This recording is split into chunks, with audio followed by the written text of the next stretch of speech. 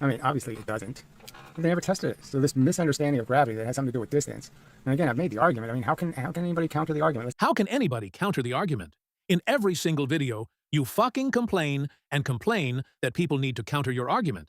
But at the same time, you automatically assume it's impossible to counter your argument. See, this was the Earth, and you're a thing, and you're going to fly by the Earth. You're going to travel this distance in the gravity. The substantial gravity is this little bit here. And so you go really, really fast. You know that, oh yeah, you don't get bent at all because you're only in this gravity for a millisecond. And then you go really, really slow, and you know, well, yeah, no, I'm going to crash right into the Earth because I'm in the gravity, and I get 9.8 per second, 9.8 per second, 9.8 per second, so I get pushed into the Earth. I mean, it's just so obvious it's about time. It's not about this stupid distance. It's about how long you're in the gravity, not what distance you're traveling.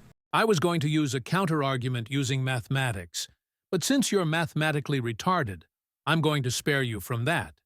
Here is simple counter-argument using words and a couple of numbers. If a spacecraft zips past Earth very fast, gravity pulls for only a brief time, so the sideways velocity barely changes. If it crawls past slowly, Earth has more time to bend the path. Now, that's a force and time effect on momentum, not extra gravitational energy. Energy gained, or path bent, still comes from the integrated force over the distance traveled in Earth's field. Gravity provides a constant downward force. The work, the energy transferred, is that force multiplied by how far the object moves in the direction of the force. That's why the correct potential energy change is mgh, not mgt. You're right to say that short time equals less bending, but that's called impulse, which is force times time, and that is changing the momentum. But that does not mean gravity is about time for energy. Energy transfer depends on how far the force moves the object in the force direction. In the flyby example, the ship moves in and out of the potential well, so the net energy change, relative to the planet, cancels out unless you take energy from or give energy to another body. Gravity is a conservative force. For a spacecraft that comes from far away and returns far away, the net work done by gravity over the entire trip, inbound to outbound, is 0. The ship speeds up as it falls in, KE arrow up, then slows down as it climbs out, KE arrow down. The net kinetic energy is unchanged. So, although gravity temporarily converts kinetic to potential energy during the pass, there is no permanent gain of kinetic energy for the spacecraft relative to the planet. Only a change of direction momentum in most cases.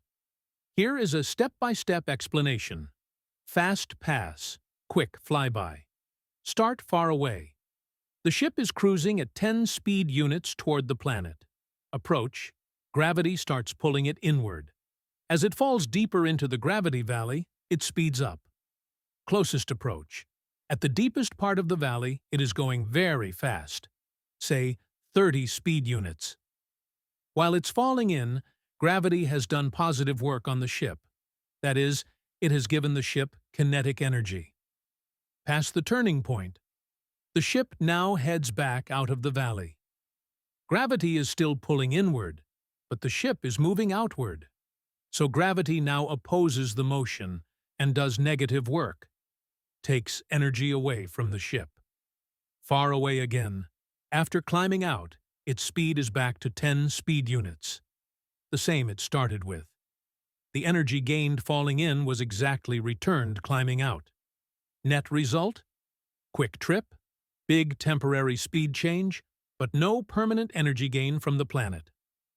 Slow pass, lingering flyby. Start far away. Same initial speed, 10 speed units.